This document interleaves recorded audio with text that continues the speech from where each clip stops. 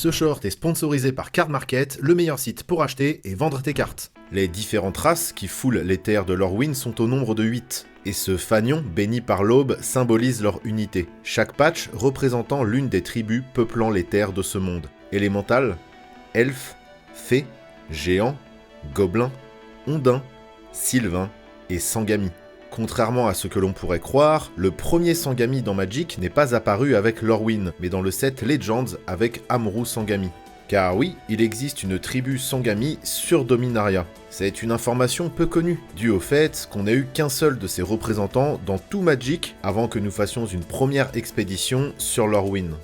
Les ondins sont un classique parmi les espèces que l'on retrouve dans l'Heroic Fantasy, et c'est aussi un incontournable de Magic. On en croise un peu partout dans le multivers, mais tout particulièrement sur Lorwyn bien sûr. Et ces derniers adorent chanter. Il y a quelque chose d'assez poétique dans le chant de ceux-là, puisque les ondes sonores qui sortent de leur gorge semblent former un visage, celui d'un autre ondin.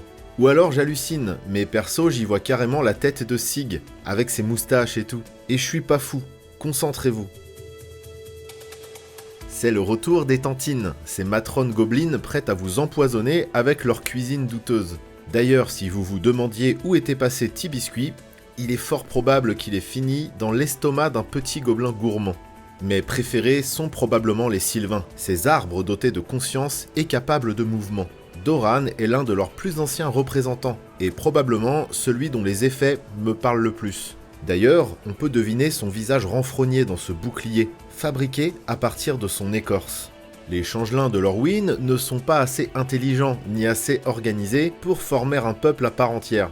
C'est pour cette raison qu'on ne les compte pas réellement parmi les différentes tribus du plan, bien qu'ils contribuent fortement à sa singularité. À la base, ils ressemblent à de petits humanoïdes bleutés, dodus et inoffensifs, et ils se contentent de muter pour se fondre parmi les espèces qui les entourent, la plupart du temps involontairement. Il faut donc se méfier de ce sur quoi vous marchez, puisque même un rocher, une fleur ou un brin d'herbe peut en réalité être un petit être vivant essayant simplement de se fondre dans la masse. Et ils sont partout, hein. Regardez ce nouveau logo Magic, spécialement créé pour l'extension. Et faites attention, la prochaine fois que vous lancez un des 20, il se pourrait que ce n'en soit pas vraiment un.